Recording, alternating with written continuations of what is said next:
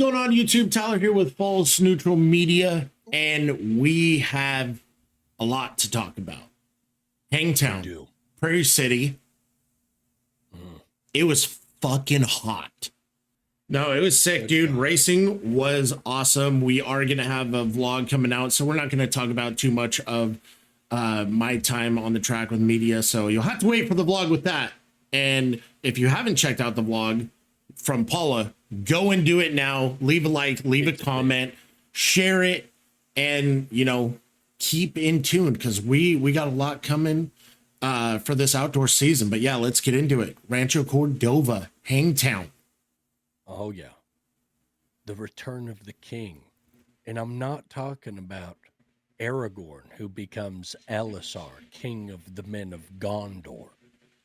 I'm talking about Eli Tomac being thrust into the heat in facing an endeavor bigger than his entire span of consciousness and saying, I'm doing it. Yeah. He gets Moto 1. Dude, and he looked good doing it. We're getting ahead of ourselves. Yeah.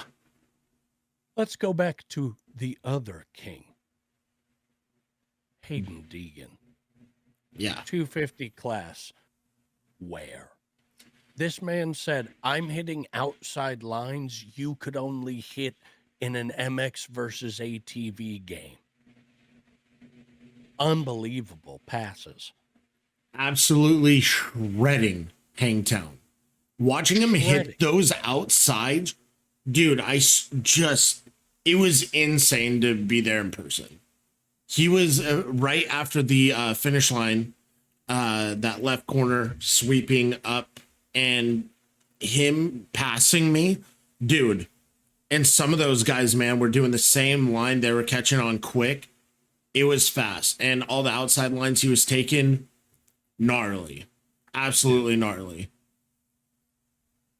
We saw a couple of people in the 250 class really surprise us, right? There were our mainstays, right? Kitchen was looking good. If only he could get a better start. Yeah. I really think if he can get a good start, we could really have a good lineup. I think Shimoda did very well. Yes. But Hayden Deegan was on a charge hitting lines no one had seen. This man was changing the very fabric of reality around Hangtown. Yeah. He went in and became an astronomical anomaly, if you get what I'm saying. If you understand what I'm saying. Yes. This man was dark matter. He was going at speeds unbeknownst to man. He was on it. And who was going to rise to the occasion to meet him? I know we're all thinking it. Lance Kobush. Lance Kobush, dude. Moto 2. Never heard of him before. Moto 2, Lance Kobush said, I'm sick and tired of this shit. Dude. And he said, to the front with me. Yep. That was awesome, dude. Absolutely awesome. The craziest thing is to be a privateer, getting out front and taking a moment to put the number 1 in the air. Bro. And be like, yeah, and go and take the lead. And he led for a while. Yeah, we saw him battle with Cody Cochran, right? We saw them go back and forth, right? Cochran, or Casey Cochran. I'm sorry. I was going to say, yeah. Casey Cochran. That's my bad. My bad. I'm thinking all these different names. But you've got Casey Cochran coming back from the broken leg, right? If I'm not mistaken, that horrible fucking crash. He's been out. He's got some speed.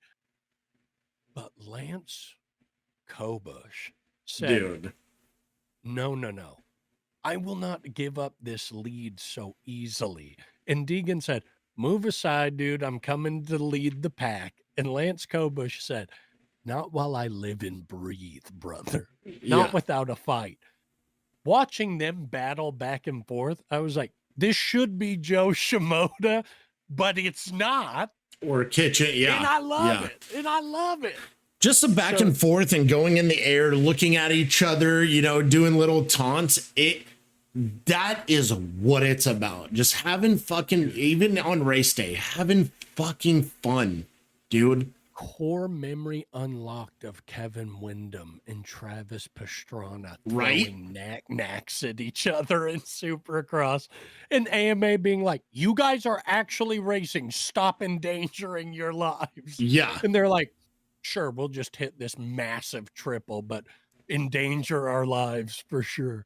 Yeah, even Enzo Timmerman, 201 on his Cowie. Excuse me, but he also, there's a picture of him giving like the peace sign or the number 1 to Deegan too. You know, a lot of people were catching that, so that was really cool to see. And Casey Cochran, dude, I had the chance to talk to him on press day because we collabed on a post from Paula of him whipping and stuff. I think we talked about it and it's on Instagram, but I went up to him and I was like, you know, how we feeling? He's like, dude, honestly, I'm feeling great. I'm ready. It's going to be hot. It's going to suck, but today's my day. And it was so sick to see him up front leading, putting on a charge. And that's just the beginning for him. Mm-hmm. I will not be surprised if come Thunder Valley this weekend, he is going to be top 3. Yeah. He just keeps progressing. So that was really cool. We know that Hayden was under the weather. He said he got sick, I think, from the plane ride. Hymus, he was also sick. He was super off. I mean, he was up front in Moto 1. He was looking good in qualifying. But yeah, he was under the weather with the heat. He wasn't able to hold fluids in the best to, you know, his abilities. But what is happening? Sorry, there's a big spider crawling across on a web, so I lit him on fire.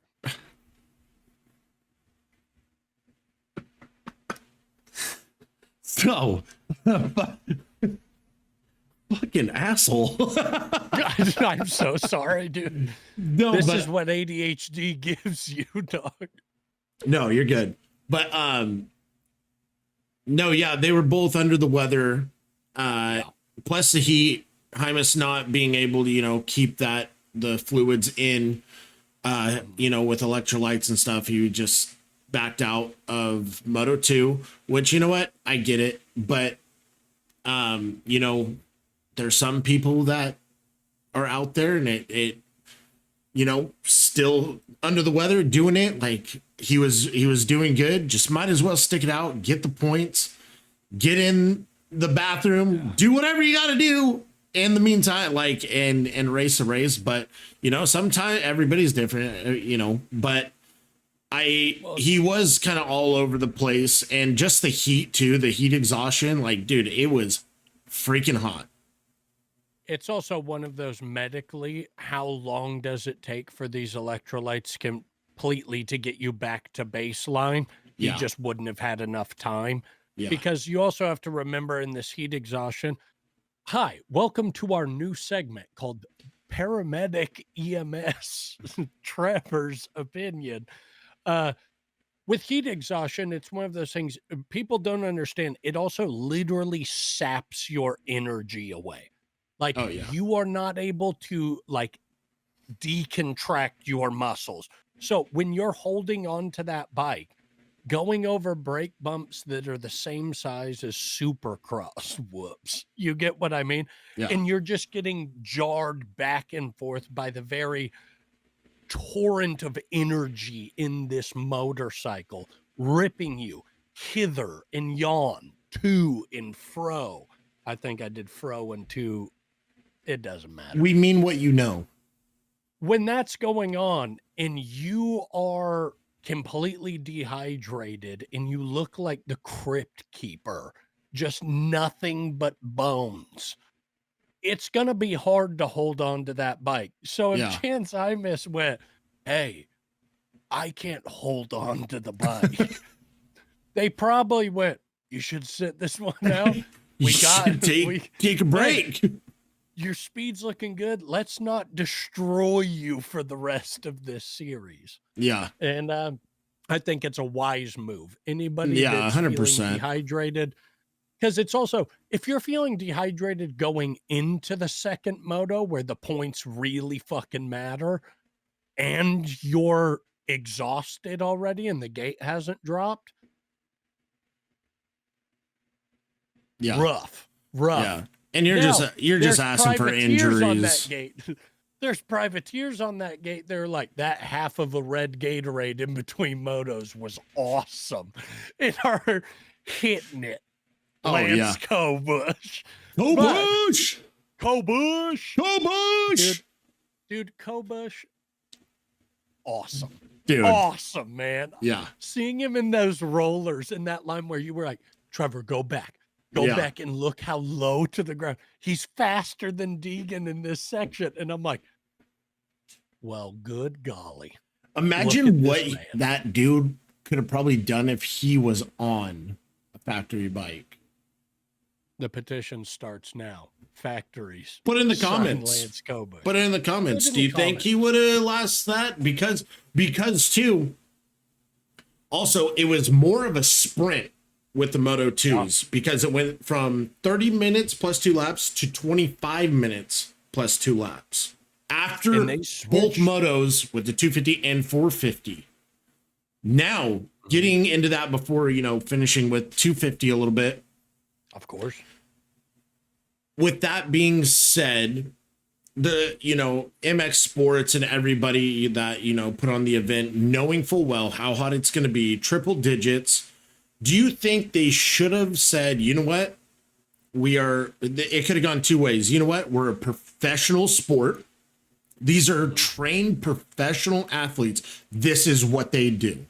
They are trained for this. If you are too fatigued not to race, like Chance,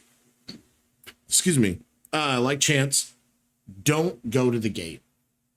Mm-hmm. Don't go to the gate. Right. Make sure that you're safe and everything. And I get it. They were looking after the riders, taking precautions, making it as safe as possible. But I think point wise and feeling different, when you have 30 minutes plus 2 laps, you can put on that charge at the end.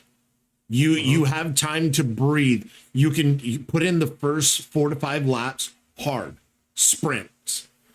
Then you can do what you got to do to make it to the end, and then the last laps hard again, And with 25 plus, these guys are just thinking, now it's just a sprint. We have to go hard all 25 plus 2 laps because everybody could do it at their local track. Everybody could do it at another track that they are hardly at. Because that's what they do. 25-minute sprints, 20-minute sprints, 30-minute sprints. These guys, this is what they do. But when that was announced, I was like, again, cool. Like, you guys are looking after the riders, but then it also plays that huge part. Right. In the motos, in Moto 1, it would have been a totally different outcome, in the 450s, possibly even in the 250s. Just with the mindset and what they had to do. Then when they get told in Moto 2, it's like, okay, now we're in a sprint, this whole race, like I said, and you have to make big moves as fast as you can and get those points. Which, I mean, I don't know if anybody brought this up, right? I imagine them in a corporate office, right? And it's like, it's fucking hot out there, gentlemen. What are we going to do about it? Right. And it's like, well, we can let them all just ride for 30 minutes plus 2 laps. And it's like, no, ratchet up the tension. 25 minutes and 2 laps, make them all yearn for it. Like, right. There's a part of it where they're like, we're worried about the safety of our riders. Now you have to run a dead sprint the entire fucking moto. And they're like, yeah, I'm working harder than the 30-minute moto plus 2 laps. Why? And the answer is there's a lot of pacing that can be done. Yeah. Right? You're touching on it. There's a lot of pacing. You can take it a little bit more easy and start spotting your lines and stuff at the beginning of the moto, and then start putting that charge on once you find your flow. Yeah. But if it's a dead sprint for 25 minutes plus 2 laps, these are long tracks. That's going to go real fast. Yeah. So you have Tomac going in that corner behind Cooper Webb, Yep. right? Crashing right there because he's charging, because he had to. He got a bad start, right? He was a little late off the gate.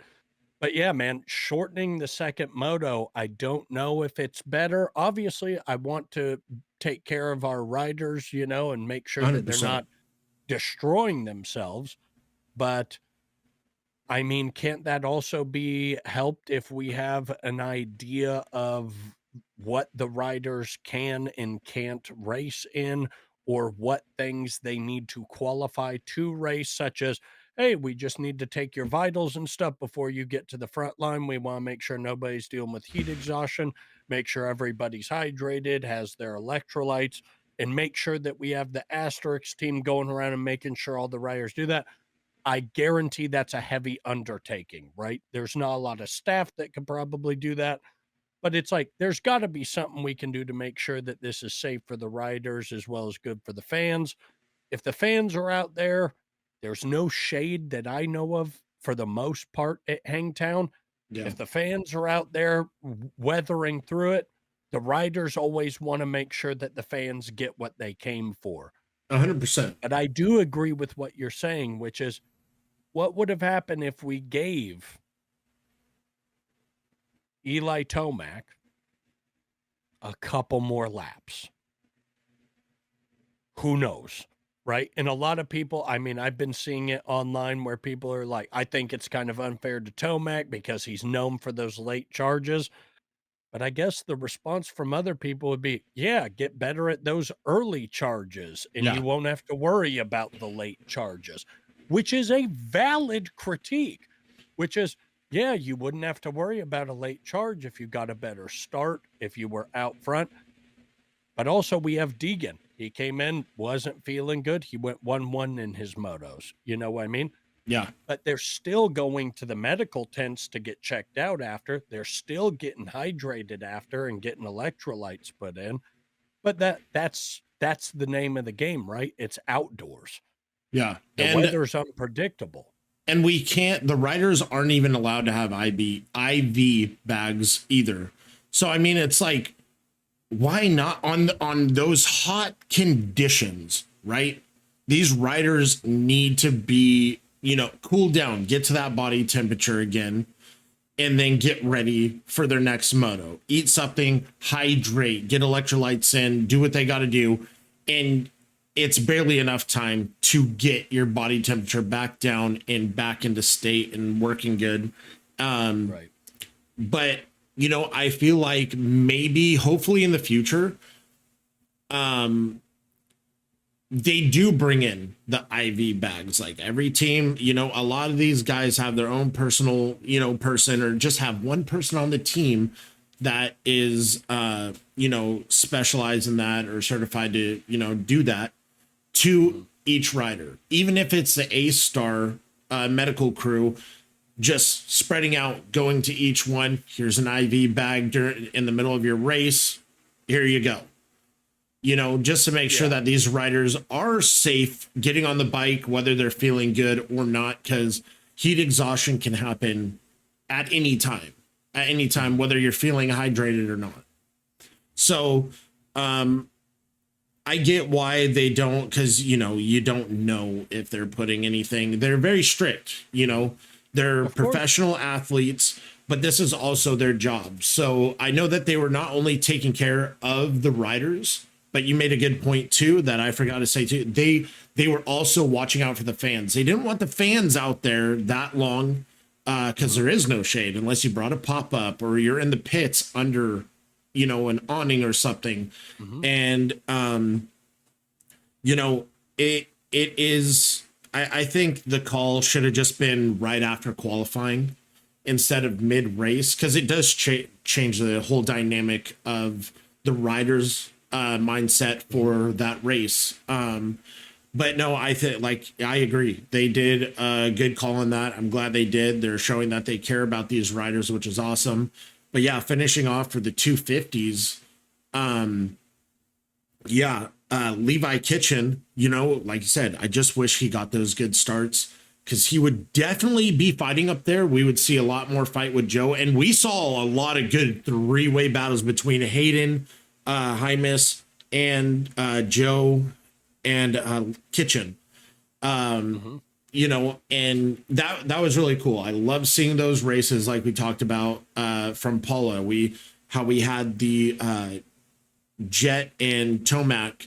It just brought us back to old races, the rivalries, the battles, the edge of our seats. So it was really good. You know, what was it?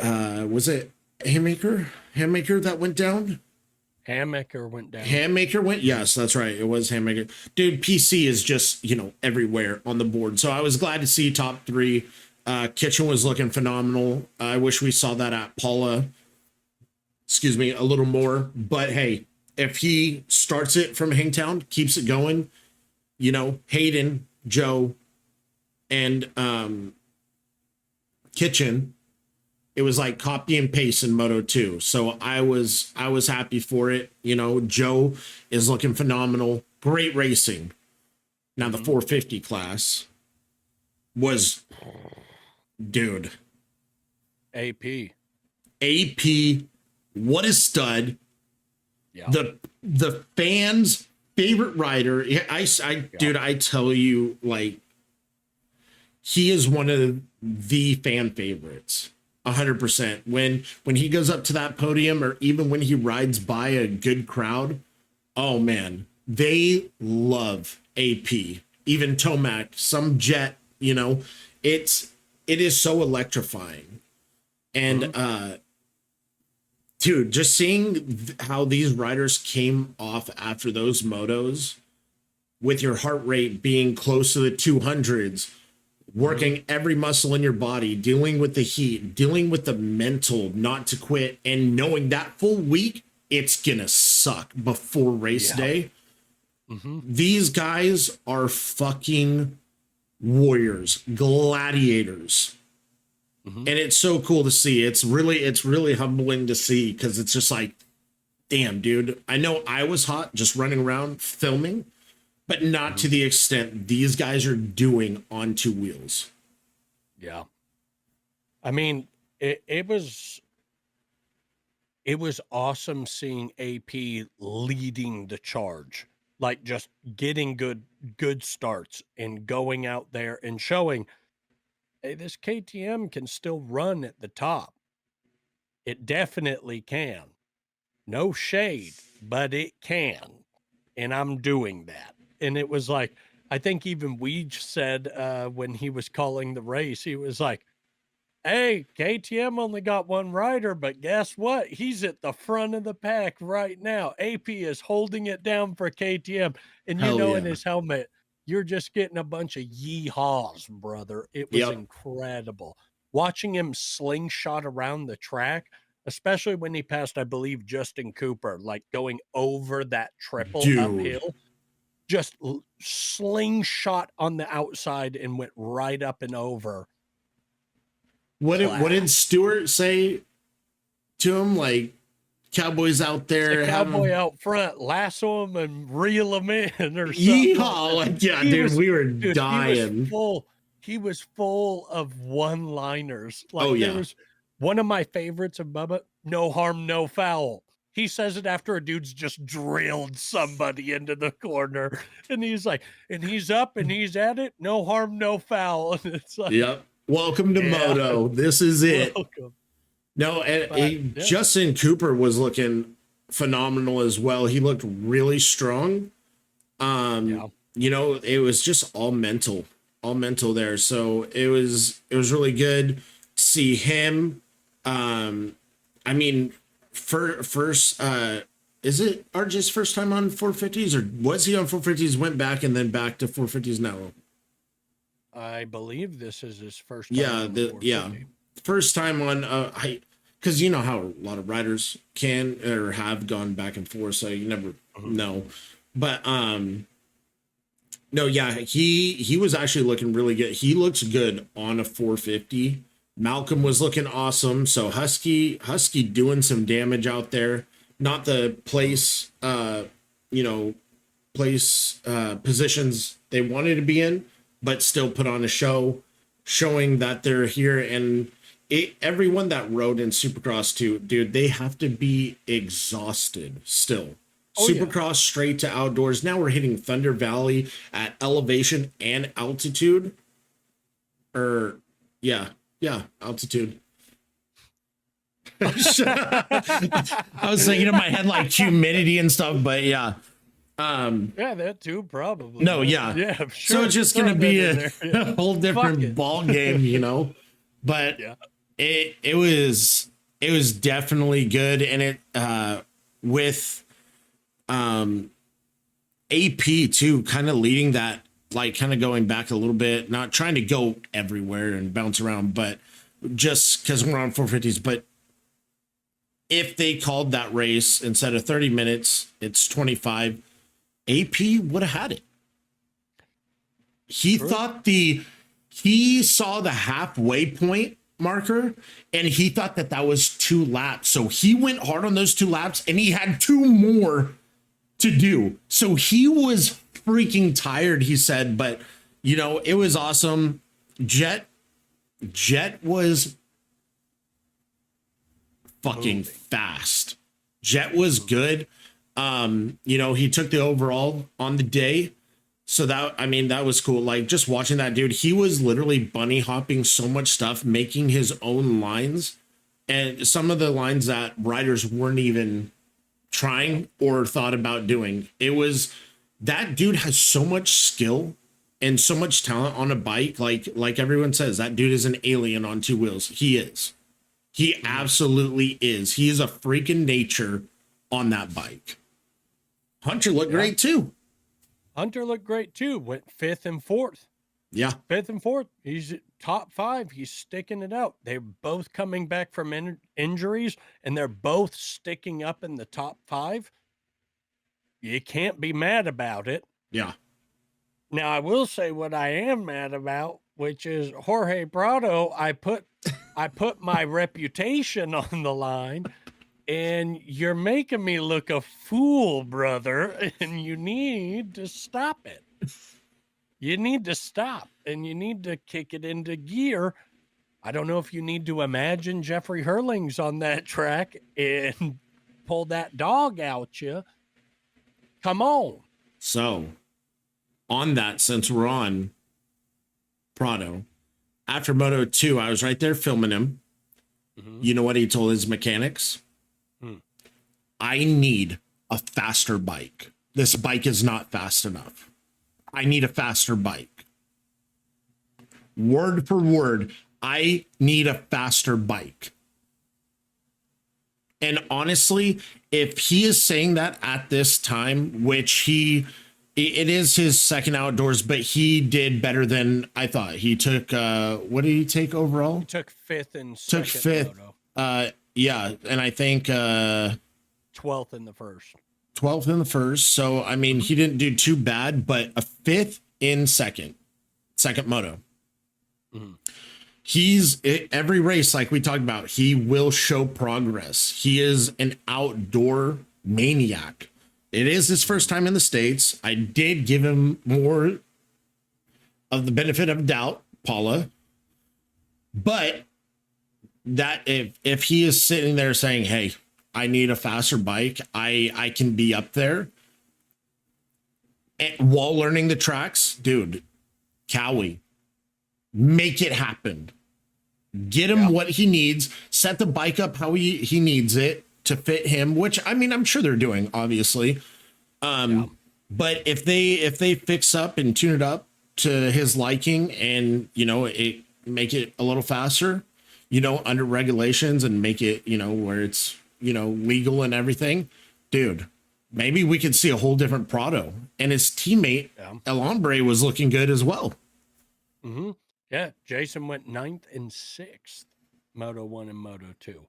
But I will say this, I do believe, and I mean, feel free to correct me in the comments if I'm wrong, this is also a new bike manufacturer for Jorge Prado. He's used to Yes. winning championships on a different bike.